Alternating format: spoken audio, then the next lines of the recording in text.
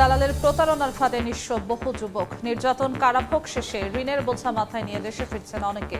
কাঙ্ক্ষিত জনশক্তি রপ্তানিতে পিছিয়ে রংপুর অঞ্চল। কুড়িগ্রামে ধরলার বাম তীরে 1 কিলোমিটার জুড়ে ভাঙন, নদীতে বিলীন বসতভিটা, ফসলি জমি। গাইবান্ধায় অবৈধভাবে ব্রহ্মপুত্রে বালু তোলায় বেড়েছে ভাঙনের ঝুঁকি। রংপুরে আলু হিমাগারের ভাড়া নিয়ে মুখোমুখি চাষি ও মালিক। কেজি প্রতি 5 টাকা নির্ধারণের দাবি। চেম্বার অব কমার্সের বিরোধিতা, আন্দোলন জোরদারের হুঁশিয়ারি। এবং লোডশেডিংয়ে বিপাকে ঠাকুরগাঁওয়ের খামারিরা। উচ্চতাপে বাড়ছে মুরগির মৃত্যু। গাইবান্ধায় বৃষ্টিতে বীজতলা সহ বিভিন্ন ফসলের ক্ষতি, সরকারি সহায়তা দাবি।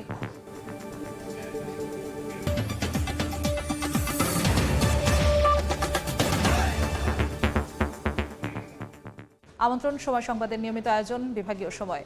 থাকছে সপ্তাহের 7 দিন ভিন্ন ভিন্ন বিভাগের সংবাদ নিয়ে। আজ থাকছে রংপুর বিভাগ, সঙ্গে আছে আমি জিন্নাতারা যশোয়া। দালালের প্রতারণার ফাঁদে নিঃস্ব বহু যুবক। নির্যাতন কারাভোগ শেষে ঋণের বোঝা মাথায় নিয়ে দেশে ফিরছেন অনেকে। কাঙ্ক্ষিত জনশক্তি রপ্তানিতেও পিছিয়ে রংপুর অঞ্চল। এজন্য বৈধ রিক্রুটিং এজেন্সির সম্প্রসারণ ও তৃণমূল পর্যায়ে সচেতনতা বাড়ানোর তাগিদ গবেষকদের। তারিকুল ইসলামের ছবিতে নাজমুল ইসলাম নিশাতের রিপোর্ট। উন্নত জীবনের স্বপ্ন নিয়ে সৌদি আরবে পাড়ি জমিয়েছিলেন জুলাই আন্দোলনের সম্মুখ সারির এই তরুণ। বিদেশে যাওয়ার জন্য সরকারের আর্থিক সহায়তার 2 লাখ এবং প্রবাসী কল্যাণ ব্যাংক থেকে 3 লাখ টাকা ঋণও নিয়েছিলেন। কিন্তু দালালের প্রতারণার ফাঁদে পড়ে হারান সবকিছু। এমনকি কয়েক মাস কাটাতে হয় সৌদি কারাগারে। প্রায় 9 লাখ টাকার ঋণের বোঝা মাথায় নিয়ে দেশে ফিরতে হয় তাকে। আমার ইকামা নাই, আমার ব্যাংক কার্ড নাই, আমার পুলিশ ধরলে দেশে দিয়ে পাঠাবে। চেক করছিল, পুলিশ ধরে নেই, একদিন কপাল ভালো ছিল। এরপর যখন ধরা পড়ছি তখন তো দেশে আসছি। তো তারপর ওরা আমাকে বলে যে আমাদের কাজ দেওয়ার কথা ছিল, আমরা দিছি, তুমি ওখানে থাকতে পারো নাই, মিথ্যা। মালয়েশিয়া প্রবাসী মানিকের অভিজ্ঞতা আরও ভয়াবহ। বাবু নামে এক দালালের সঙ্গে 5 লাখ টাকার চুক্তিতে ট্যুরিস্ট ভিসায় কম্বোডিয়া যান তিনি। সেখানে পৌঁছে ভিসার কথা বলে আদায় করা হয় আরও 1 লাখ টাকা। কিন্তু চাকরি তো দূরের কথা, শুরু হয় মানসিক নির্যাতন। 7 মাস পর 2 লাখ টাকা খরচ করে সাগর পথে ঝুঁকি নিয়ে চলে যান মালয়েশিয়ায়। আমাকে ওই টুরিস্টে নিয়ে এসে লাওসের খালি স্টিকার মেরে দিচ্ছে আমার পাসপোর্টে। স্টিকার মারার পরে লাওসের বর্ডারে যায় কনভার্ট করে দিলি ভিসা, এটাও করে দেয়। রংপুর কর্মসংস্থান ও জনশক্তি অফিস বলছে, দালালের মাধ্যমে প্রতারণার শিকার হয় এমন অন্তত 15টি করে অভিযোগ প্রতি মাসেই তাদের কাছে জমা পড়ছে। তবে এই কর্মকর্তার দাবি, কেউ যাতে অবৈধ রিক্রুটিং এজেন্সি কিংবা দালালদের মাধ্যমে প্রতারিত না হন সে বিষয়ে নিয়মিত প্রচারণা চালানো হয়। আমরা কিন্তু প্রচার করতেছি, আমরা অনেক গ্রামে যাচ্ছি, অনেক উপজেলা যাচ্ছি, পিটিসিতে আমরা যাচ্ছি, আমরা পিডিও ক্লাসে বলতেছি যে আপনারা বিদেশ যাওয়ার আগে বৈধ পথে যান। বেশি প্রতারিত হচ্ছে যারা তাদের আত্মীয় স্বজন ভিসা দিচ্ছে, এনারাই ভিসা দিয়ে এদের মাধ্যমে বেশি প্রতারিত হচ্ছে। গবেষকদের মতো অভিবাসন প্রক্রিয়ায় দালাল নির্ভরতা কমাতে বৈধ রিক্রুটিং এজেন্সির সংখ্যা বাড়ানো, বিদেশগামী কর্মীদের দক্ষতা উন্নয়ন, প্রশিক্ষণ এবং জনসচেতনতা বৃদ্ধি জরুরি। বিদ্যমান যেসব জনশক্তি রপ্তানি করবার জন্য যে এজেন্টগুলো আছে, সেই এজেন্টগুলো যথাযথভাবে তাদের প্রক্রিয়াগুলো মেনে চলছে কিনা, কার্যক্রমগুলো পরিচালনা করছে কিনা সেটি তদারকি করা। বিএমইটির তথ্য বলছে, দেশে মোট বৈদেশিক অভিবাসনের মধ্যে রংপুর বিভাগের অবদান মাত্র 1.8% আর মোট রেভিডেন্স প্রবাহ 0.69%। নাজমুল ইসলাম নিশাত, সময় সংবাদ, রংপুর।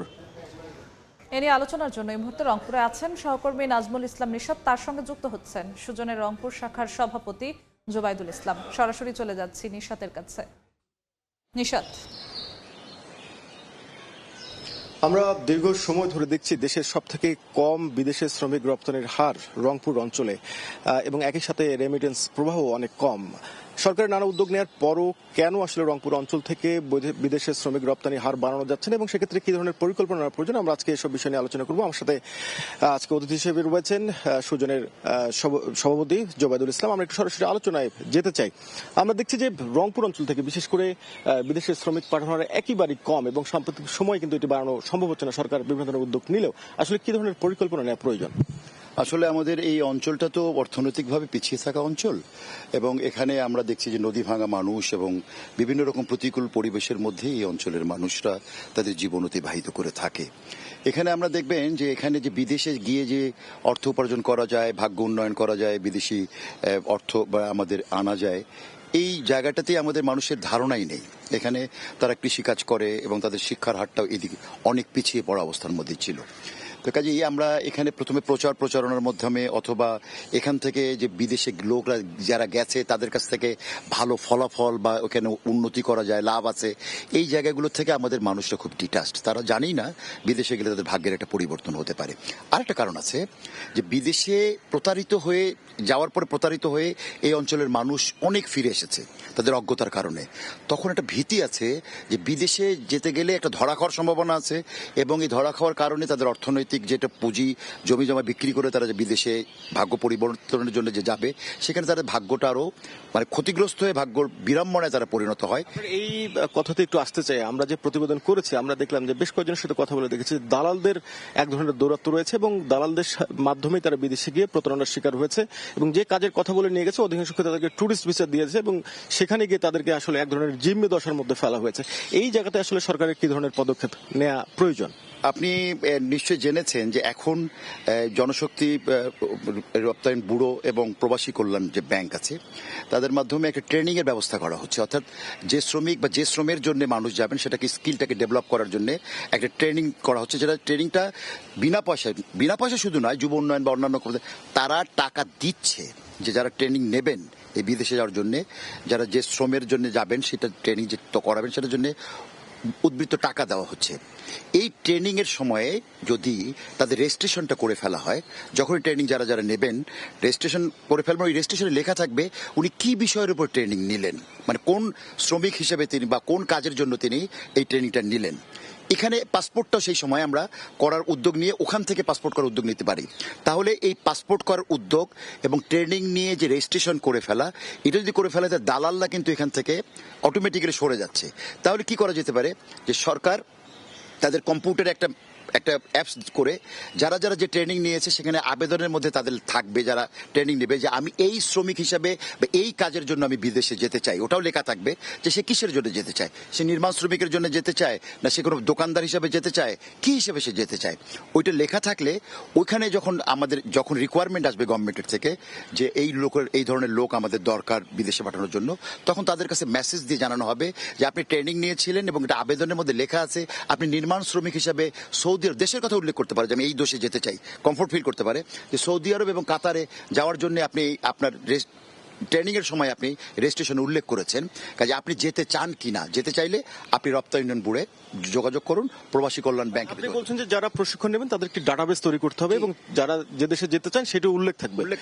আরেকটি বিষয়ে সবশেষ আপনার কাছে জানতে চাই যে প্রশাসনের পক্ষ থেকে বলা হয় যারা সংশ্লিষ্ট দপ্তর তারা বলে যে তারা তৃণমূল পর্যায় পর্যন্ত তারা প্রচারণা চালান, কিন্তু আসলে কি তারা যে ধরনের প্রচারণাটি চালান সেটা কি পর্যাপ্ত, কিংবা তা না হলে আসলে কি ধরনের প্রচারণা চালাতে হবে? ছোট্ট করে এটা ছোট করে বলছি যে প্রচারণা তো পর্যাপ্ত নয়, এটা প্রচুর পরিমাণে প্রচারণা, যেমন আপনার রেডিও, টেলিভিশন, খবরের কাগজ, বিজ্ঞাপন, পোস্টার, ইউনিয়ন কাউন্সিলিং, এবং ওই যে বড় বড় আমরা আগে দেখতাম প্রামাণ্য চিত্র তৈরি করা, দেশে গেলে সেখানে বিদেশে গেলে কি কি উন্নতি হতে পারে, কি কি লাভ, এই সমস্ত অ্যাওয়ারনেস তৈরি করে তাদের যদি একটা ছোট ছোট ছবি তৈরি করে তাদেরকে যদি আকৃষ্ট করা যায় এবং ব্যাপক হারে একদম গ্রাম পর্যায়ে এই ছবিগুলো যদি প্রদর্শন করা যায়, বড় পোস্টার করা যায়, সেমিনার করা যায়, ইউনিয়ন কাউন্সিলের চেয়ারম্যানরা যদি এই বিদেশে যাওয়ার ব্যাপারে যদি তাদেরকে অ্যাওয়ারনেস তৈরি করে অর্থাৎ উদ্বুদ্ধ করে, তাহলে আমার মনে হয় যে প্রত্যেকটা মানুষ বুঝতে পারবে এবং যাওয়ার জন্য তারা উদ্যোগী হবে। এবং এই অঞ্চলে এটা ব্যাপক হারে করা দরকার। এই অঞ্চলের মানুষ বিদেশে যাওয়া খুবই কম, তারা যেতেই চায় না, তাদের একটা হোম সিকনেস আছে, অর্থাৎ বাড়িতে থাকতে চায় সবসময়,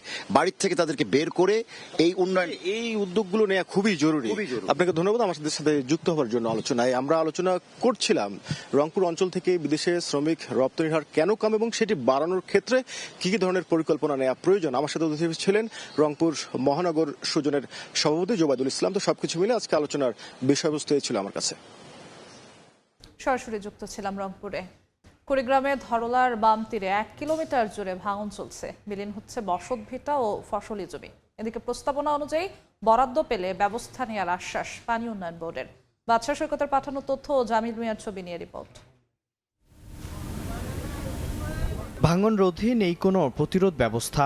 বসতভিটা, ফসলি জমি হারানোর শঙ্কায় দিন কাটছে স্থানীয়দের। কয়েক দফায় ভাঙন রোধে ব্যবস্থা নেওয়ার দাবি জানালেও কোনো প্রতিকার না পাওয়ায় সম্প্রতি আবারও মানববন্ধন করেন তারা।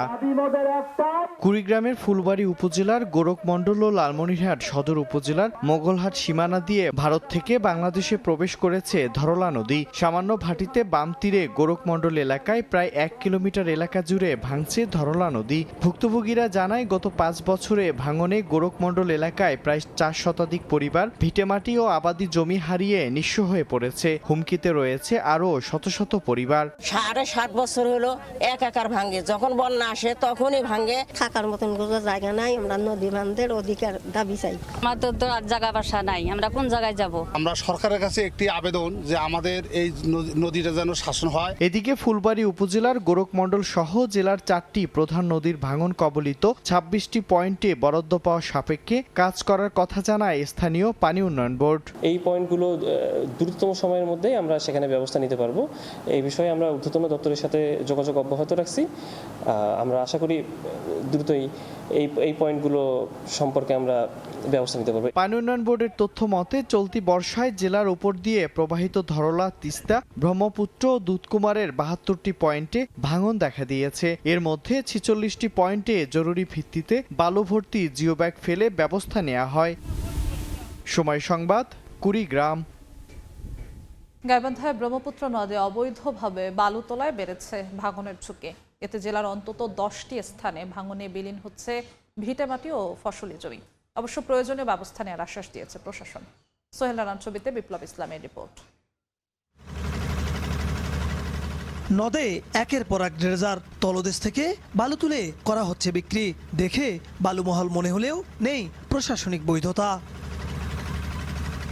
এ চিত্র গাইবান্ধার ফুলছড়ির বালাসীঘাট থেকে সদর উপজেলার কামারজানি পর্যন্ত ব্রহ্মপুত্র নদের প্রায় 20 কিলোমিটার অংশের অন্তত 10টি পয়েন্টে চলছে অবৈধ কর্মযজ্ঞ। স্থানীয়দের অভিযোগ, কয়েকটি প্রভাবশালী চক্র শতাধিক ড্রেজার ও শক্তিশালী পাম্প ব্যবহার করে দিনরাত অবৈধভাবে তুলছে বালু। এতে অনেক স্থানে পরিবর্তন হচ্ছে নদীর গতিপথ, অনেক স্থানে তীব্র হচ্ছে ভাঙন, বিলীন হচ্ছে বসতভিটা ও আবাদি জমি। ভুক্তভোগীদের অভিযোগ, অবৈধভাবে বালু তোলার প্রতিবাদ করলে হতে হয় হেনস্থার শিকার। নদী থেকে বলগেট দিয়ে বীজ তুলে নদী ভাঙবে নাকি। বলগেট ওখানে করার কারণে এখন বর্তমানে আরো চাপ পড়তেছে। এই পাশে বালু তোলার কারণে এটা মুখটা ছুটে গেছে, ছুটে যাওয়ার কারণে এই বাড়িগুলো চাপ খাইতেছে। আসলে বালু তোলার কোনো বিরুদ্ধে কথা বলে ওনারা আরো হুমকি দামকি দিয়ে তাদের পাঠিয়ে দিচ্ছে। উল্টা পাল্টা বলছে যে আমাদের দেশে এই করছে সেই করছে, অথচ বালু তোলা বন্ধ করতে পারেনি। অবৈধভাবে বালু উত্তোলনকারীদের বিরুদ্ধে ব্যবস্থা নেওয়ার আশ্বাস প্রশাসনের। সামনে আমাদের অভিযান থাকবে এবং এই ধরনের আইন বহির্ভূত যারা সম্পৃক্ত থাকার বিষয়টা পাওয়া যাবে তাদের বিষয়ে পরবর্তী যে আইনগত যে ব্যবস্থা সেটা আমরা ব্যবস্থা গ্রহণ করব এবং এটা ঊর্ধ্বতন কর্তৃপক্ষকে অবগত করে। জেলার ঘাগট ও করতোয়ার অর্ধশতাধিক এলাকায় এভাবেই প্রকাশ্য বালু তোলা হচ্ছে। বিপ্লব ইসলাম, সময় সংবাদ, গাইবান্ধা। গাছ জুড়ে পাখির বিচরণ, কিচিরমিচিরে মুখর চারপাশ।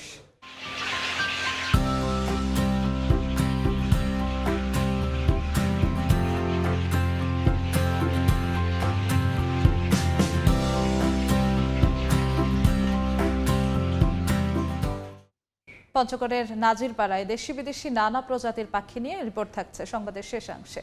বিভাগীয় সময় আরো থাকছে। উঁচু নিচু রাস্তায় নেই কার্পেটিং, ভোগান্তির আরেক নাম রংপুরের ধাপ ক্যান্ট সড়ক। কাজে ধীর গতিতে ক্ষোভ এলাকাবাসীর, নির্ধারিত সময় শেষ করার আশ্বাস। রংপুরে আলু হিমাগারের ভাড়া নিয়ে মুখোমুখি চাষি ও মালিক। কেজি প্রতি 5 টাকা নির্ধারণের দাবি না মানলে আন্দোলনের হুঁশিয়ারি দিয়েছেন কৃষকরা। অন্যদিকে এর বিরোধিতা করছে চেম্বার অব কমার্স। এদিকে এ বিষয়ে একটি সুপারিশ মহাপরিচালকের কাছে পাঠানোর কথা জানিয়েছে স্থানীয় কৃষি বিভাগ। নাজমুল ইসলাম নিশীথের আরেকটি রিপোর্ট।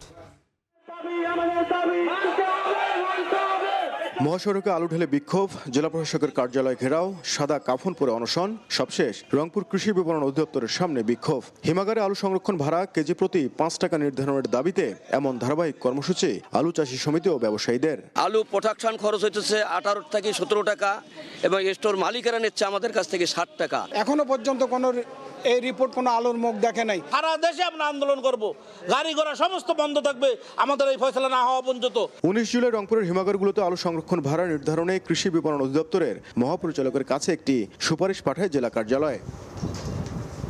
সুপারিশে বলা হয়, হিমাগার ভেদে আলু সংরক্ষণের প্রকৃত খরচ কেজি প্রতি 2 টাকা 98 পয়সা থেকে 3 টাকা 97 পয়সা পর্যন্ত।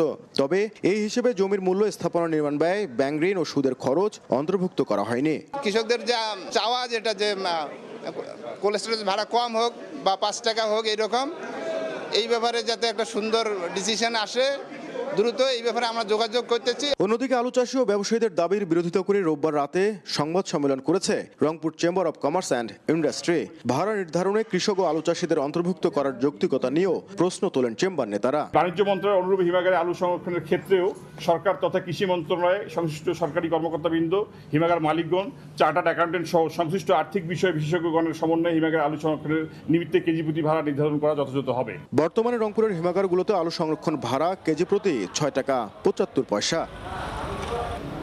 নাজমুল ইসলাম নিশাদ, সময় সংবাদ, রংপুর। টানা লোডশেডিং এ চরম বিপাকে ঠাকুরগাঁওয়ের খামারিরা। বাড়ছে উচ্চ তাপমাত্রাজনিত কারণে মুরগির মৃত্যুহার। এর মধ্যে বন্ধ হয়ে গেছে অন্তত 20টি খামার। রুবেল ইসলামের ছবিতে জিয়াউর রহমান বকুলের রিপোর্ট। টানা লোডশেডিংয়ের কারণে নিয়ন্ত্রণে রাখা যাচ্ছে না খামারের তাপমাত্রা। হাঁসফাঁস অবস্থা মুরগির। লোডশেডিংয়ের কারণে ঠাকুরগাঁয়ের খামারে খামারে উচ্চ তাপমাত্রায় বাড়ছে মুরগির মৃত্যুহার। এরই মধ্যে গত 2 মাসে বন্ধ হয়েছে অন্তত 20টি খামার। উৎপাদন ব্যাহতের সঙ্গে বেকার হয়ে পড়েছেন শ্রমিকরা। ভারী হচ্ছে লোকসানের বোঝা। 12টা থেকে বিকাল 5টা পর্যন্ত মুরগিটা হিট স্ট্রোক করে বেশিরভাগ মারা যায়। আগে এখানে কাজ কাম ভালো হতো আমাদের এই খামারে, এখন কারেন্ট নাই, মুরগির বাচ্চা উঠায় না। লোডশেডিং যদি এভাবে থাকে তাইলে আস্তে আস্তে খামারই হারাই যাবে। খামার বন্ধ থাকলে তো বসে বসে শ্রমিককে বেতন দেওয়া সম্ভব না। এই অবস্থায় খামারিদের পরামর্শ দেওয়ার কথা জানিয়েছে প্রাণী সম্পদ অধিদপ্তর। অনলাইনের মাধ্যমে এবং আমাদের যে মিটিং, মানে বিভিন্ন জায়গায় সভা, সেমিনার, মিটিংয়ের মাধ্যমে, উঠান বৈঠকের মাধ্যমে আমরা তাদেরকে প্রাকৃতিকভাবে কিভাবে ভারসাম্য রক্ষা করা যায় এবং তাপটাকে ম্যানেজমেন্ট করা যায় সেই বিষয়গুলো আমরা পরামর্শ দিচ্ছি। ঠাকুরগাঁয়ে ছোট বড় 319টি খামার রয়েছে। জিয়াউর রহমান বকুল, সময় সংবাদ, ঠাকুরগাঁও। বিভাগীয় সময় আরো থাকছে। 100 শয্যার চিকিৎসা কেন্দ্রে ভর্তি হাতে গোনা 1-2 জন। জনবল সংকটে রোগী আসছে না সৈয়দপুর রেলওয়ে হাসপাতালে। বন্ধ অপারেশন থিয়েটারও। দ্রুত নিয়োগের আশ্বাস। গাইবান্ধায় সম্প্রতি কয়েক দফা ভারী বৃষ্টি ও সৃষ্ট বন্যায় বিভিন্ন ফসলের ব্যাপক ক্ষতি হয়েছে।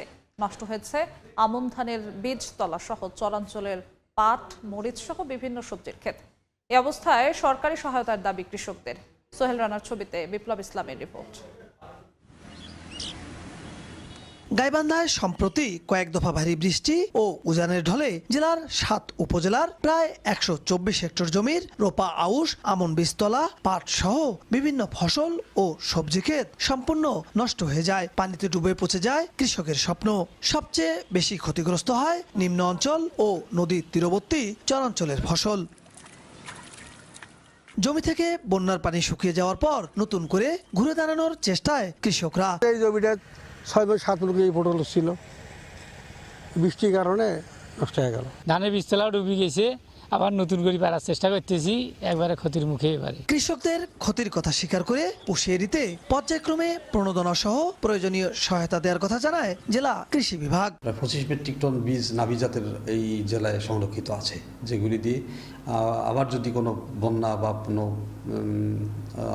পানি বৃদ্ধি, জলাবদ্ধতার সৃষ্টি হয় তাহলে সেক্ষেত্রে আমরা এগুলো মোকাবেলা করতে পারবো। কৃষি বিভাগের তথ্য অনুযায়ী জেলায় প্রায় 3,38 লাখ টাকার ফসলের ক্ষয়ক্ষতি হয়েছে। বিপ্লব ইসলাম, সময় সংবাদ, গাইবান্ধা। দুর্ভোগের আরেক নাম এখন রংপুর নগরীর ধাপক্যান্ট রোড। প্রায় 1 বছর আগে পুনর্নির্মাণ কাজ শুরু হলেও এখনো অর্ধেক কাজ করতে পারেনি ঠিকাদার ওই প্রতিষ্ঠান। যদিও কর্তৃপক্ষের দাবি দ্রুত সময়ের মধ্যে কাজ শেষ হবে। শাকিল মাহমুদের ছবিতে আব্দুর রশিদ জীবনের রিপোর্ট। রংপুর নগরের মূল প্রবেশদ্বার হিসেবে পরিচিত চেকপোস্ট থেকে ডিসির মোড় পর্যন্ত বিস্তৃত ধাপ ক্যান্ট রোড। সড়কটির দুপাশে রয়েছে সার্কিট হাউস, পুলিশ সুপার ও জেলা প্রশাসকের বাসভবন, বিভিন্ন শিক্ষা প্রতিষ্ঠান সহ প্রায় 1 ডজন সরকারি বেসরকারি নানা প্রতিষ্ঠান। 2025 সালের নভেম্বরে শুরু হয় সড়কটির নির্মাণ কাজ, যার ব্যয় ধরা হয়েছে প্রায় 10 কোটি টাকা। তবে সড়কটির কাজের ধীরগতির কারণে চরম জনদুর্ভোগ সৃষ্টি হয়েছে। এই রাস্তাটা দীর্ঘ 1 বছর থেকে এরকম ভাঙিয়ে রাখছে বা খুঁড়ে রাখছে, এটার কোনো ওই মেরামতের কোনো তোয়াক্কাই করে না। যখন রাস্তাটা কনস্ট্রাকশন শুরু হলো তখন আমরা ভাবলাম যে হ্যাঁ এবার রাস্তাটা মনে হয় ভালো হবে, কিন্তু এই রাস্তার কাজ শুরু হতেই 1 বছর পার হয়ে গেল। 1 বছরের মতন ভাঙ্গা, ঠিক মতন গাড়ি ঘোড়া চালানো যাচ্ছে না, ব্রেক ধরা যাচ্ছে না। সবারই ভোগান্তিত হচ্ছি, খুব দ্রুত এটার সমাধান করা উচিত। সিটি কর্তৃপক্ষ বলছে সড়কটির দুদিকে ড্রেন নির্মাণ সহ নানা জটিলতায় কাজে কিছুটা ধীরগতি এসেছে। তবে নির্ধারিত সময়ের মধ্যে কাজ শেষ করার চেষ্টা চলছে। উচ্ছেদ করে তারপরে আবার ড্রেনগুলো করা, তো এখন মোটামুটি কাজটা একটা পর্যায়ে চলে এসছে। আমাদের দেখবেন যে রাস্তার কাছে ড্রেনের কাজ কমপ্লিট হয়ে গেছে। প্রত্যাশা করছি খুব দ্রুত সময়ের মধ্যেই এই কাজটি আমরা সুসম্পন্ন করতে পারব। নগরীর গুরুত্বপূর্ণ এই সড়কটি দিয়ে প্রতিদিন অন্তত 50,000 মানুষ যাতায়াত করে। নগরীর প্রধান এই সড়কটি এখন রীতিমতো দুর্ভোগের কারণ হয়ে দাঁড়িয়েছে নগরবাসীর জন্য। দীর্ঘদিন ধরে চলা নির্মাণ কাজে একদিকে যেমন ব্যাহত হচ্ছে স্বাভাবিক যান চলাচল, অন্যদিকে ধুলো, কাদা আর খানাখন্দে প্রতিদিনই বাড়ছে জনদুর্ভোগ। এখন নগরবাসীর একটাই প্রশ্ন, আর কতদিনে শেষ হবে সড়কটির নির্মাণ কাজ? আব্দুর রশিদ জীবন, সময় সংবাদ, রংপুর। দিনাজপুরে বাস চাপায় এক শিশু নিহত হয়েছে। সকালে ফুলবাড়ী পৌরসভার উত্তর সোজাপুর এলাকায় মায়ের সঙ্গে স্কুলে যাচ্ছিল 3য় শ্রেণীর শিক্ষার্থী শিফামণি। পথে বগুড়াগামী একটি বাস শিশুটিকে চাপা দেয়। এতে ঘটনাস্থলেই তার মৃত্যু হয়। পরে এলাকাবাসী সড়ক অবরোধ করে বিক্ষোভ করলে বন্ধ হয়ে যায় যান চলাচল। এরপর পুলিশ এসে পরিস্থিতি নিয়ন্ত্রণে আনে। 100 শয্যার বিপরীতে ভর্তি হাতে গোনা 1-2 জনবল সংকটে রোগী আসছে না নীলফামারীর সৈয়দপুর রেলওয়ে হাসপাতালে। বন্ধ অপারেশন থিয়েটারও। অবশ্য চিকিৎসক ও নার্স পদে দ্রুত নিয়োগের আশ্বাস কর্তৃপক্ষের। মোহাম্মদ সোহেলের ছবিতে শাকির হোসেন বাদলের রিপোর্ট। বিরাট অবকাঠামোর হাসপাতালটির আউটডোরে 2-1টি রোগী ও অন্তবিভাগের 82টি বেডে 2টি রোগীর দেখা মিললেও পুরো হাসপাতাল জুড়ে ভুতুড়ে পরিবেশ। গুরুত্বপূর্ণ বিভাগগুলোর দরজায় ঝুলছে তালা। ব্রিটিশ আমলে 1875 সালের মধ্যে নীলফামারী সৈয়দপুর রেলওয়ে কারখানার কর্মকর্তা কর্মচারী ও কয়েক হাজার শ্রমিকের চিকিৎসার জন্য নির্মিত 100 শয্যার সৈয়দপুর রেলওয়ে হাসপাতালটি এখন চিকিৎসক শূন্য। একজন চিকিৎসক, তাও অতিরিক্ত দায়িত্বে, সপ্তাহে 3 দিন রোগী দেখেন। বর্তমানে মঞ্জুরিকৃত 108 জন লোকের বিপরীতে রয়েছেন মাত্র 37 জন। চিকিৎসক ও টেকনিশিয়ানের অভাবে বন্ধ রয়েছে অপারেশন থিয়েটার ও ল্যাবরেটরির কার্যক্রম। মানসম্মত সেবা না পাওয়ায় অন্তবিভাগের 82টি বেডের প্রায় সবগুলোই রোগী শূন্য। নেই অ্যাম্বুলেন্সও।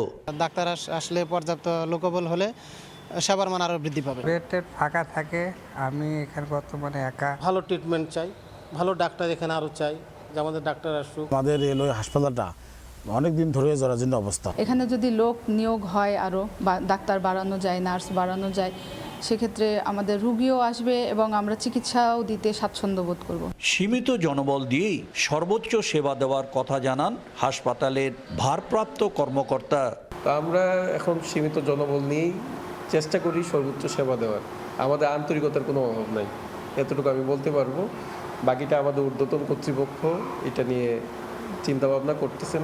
সৈয়দপুর রেলওয়ে হাসপাতালে বহির্বিভাগে প্রতিদিন 1/2 রোগী চিকিৎসা নিচ্ছেন। শাকির হোসেন বাদল, সময় সংবাদ, নীলফামারী। বেকারত্ব কমাতে দিনাজপুর সীমান্ত এলাকার 15 জন যুবককে প্রশিক্ষণ দিল বিজিবি। সকালে ফুলবাড়ির এলুয়ারি ইউনিয়ন পরিষদ মিলনায়তনে প্রশিক্ষণে অংশগ্রহণকারীদের মাঝে সনদপত্র দেওয়া হয়, পাশাপাশি ইলেকট্রিক টুলসও বিতরণ করা হয়। এর আগে বেসিক ইলেকট্রিক্যাল হাউস ওয়্যারিং বিষয়ে প্রশিক্ষণ দেওয়া হয় 15 যুবককে। দেশের স্বাধীনতা, সার্বভৌমত্ব ও সীমান্ত নিরাপত্তা ছাড়াও শিক্ষিত ও বেকার যুবকদের দক্ষতা উন্নয়নে কাজ করে যাচ্ছে বিজিবি বলে জানান সেক্টর কমান্ডার।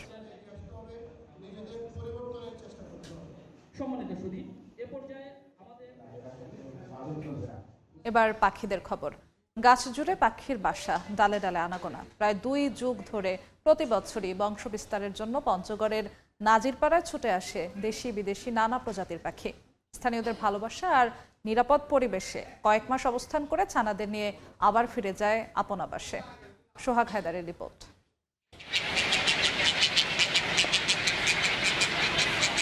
কিচিরমিচির শব্দে ঘুম ভাঙে নাজিরপাড়া এলাকার মানুষের। গাছের ডালে ডালে শত শত পাখির বাসা। কোনো বাসায় সদ্য ফোটা ছানা, আবার কোনো বাসায় ছানাদের পাহারা দেওয়ার সঙ্গে খাবার তুলে দিচ্ছে মা পাখি। শামুকখোল, বক, পানকৌড়ি, রাতচরা, ঘুঘুসহ নানা প্রজাতির পাখির অবাধ বিচরণে পঞ্চগড়ের বোদা পৌরসভার নাজিরপাড়া এলাকা পরিণত হয়েছে প্রাকৃতিক অভয়ারণ্যে। স্থানীয়রা বলছেন, নিরাপদ আশ্রয়ের খোঁজে প্রতি বছর জুন জুলাই মাসে নাজিরপাড়ার শিক্ষক শহীদ গোলাম কিবরিয়া সেলিমের বাড়িসহ আশপাশের গাছে আসতে শুরু করে পাখির দল। ছানাদের বড় করে প্রায় নভেম্বর ডিসেম্বর পর্যন্ত অবস্থান করে নিজ আবাসে ফিরে যায় তারা। পাখির কিচিরমিচির দেখতে প্রতিদিনই জেলার বিভিন্ন এলাকা থেকে ছুটে আসেন দর্শনার্থীরা। অভয় আশ্রমের মতো এখানে পাখিগুলান নিরাপদে থাকে। 6 মাস থাকে এখানে, বাচ্চা উঠায় আবার এখান থেকে চলে যায়। কাউকে এগুলা পাখি আমরা শিকার করতে দিই না। যে পাখিগুলো এখানে আসে, আমাদের এখানে বাস করতেছে, আমাদের কাছে খুব ভালো লাগতেছে। সকাল বিকাল ডাকে, এই আওয়াজগুলো মানুষের কাছে অনেক ভালো লাগে। এদিকে প্রশাসন বলছে, পাখির নিরাপত্তা স্থানীয়দের নিয়ে জনসচেতনতা বৃদ্ধি করা হচ্ছে। বক জাতীয় যে বড় পাখিগুলো রয়েছে, এরা এখানে বাসা বাঁধে নির্বিঘ্নে। তাদের যে জীবন আচরণের একটি অংশ, সেটি যেন এখানে কাটাতে পারেন। আমরা উপজেলা প্রশাসনের পক্ষ থেকেও এই পাখিগুলোকে সংরক্ষণ করার জন্য যে বৃক্ষগুলো রয়েছে, সেই বৃক্ষগুলো না কাটার জন্য বাসিন্দাদের অনুরোধ জানিয়েছি। প্রায় 2 যুগ ধরে পাখির এই আগমন ঘটছে নাজিরপাড়া এলাকায়। সোহাগ হায়দার, সময় সংবাদ, পঞ্চগড়। বিভাগীয় সময় শীর্ষ সংবাদগুলো জানিয়ে দিচ্ছি আরও একবার। দালালের প্রতারণার ফাঁদে নিঃস্ব বহু যুবক। নির্যাতন, কারাভোগ শেষে ঋণের বোঝা মাথায় নিয়ে দেশে ফিরছেন অনেকে। কাঙ্ক্ষিত জনশক্তি রফতানিতে পিছিয়ে রংপুর অঞ্চল। কুড়িগ্রামে ধরলার বাম তীরে 1 কিলোমিটার জুড়ে ভাঙন। নদীতে বিলীন বসতভিটা, ফসলি জমি। গাইবান্ধায় অবৈধভাবে ব্রহ্মপুত্রে বালু তোলায় বেড়েছে ভাঙনের ঝুঁকি। এবং রংপুরে আলু হিমাগারের ভাড়া নিয়ে মুখোমুখি চাষি ও মালিক। কেজি প্রতি 5 টাকা নির্ধারণের দাবি। চেম্বার অব কমার্সের বিরোধিতা। আন্দোলন জোরদারের হুঁশিয়ারি।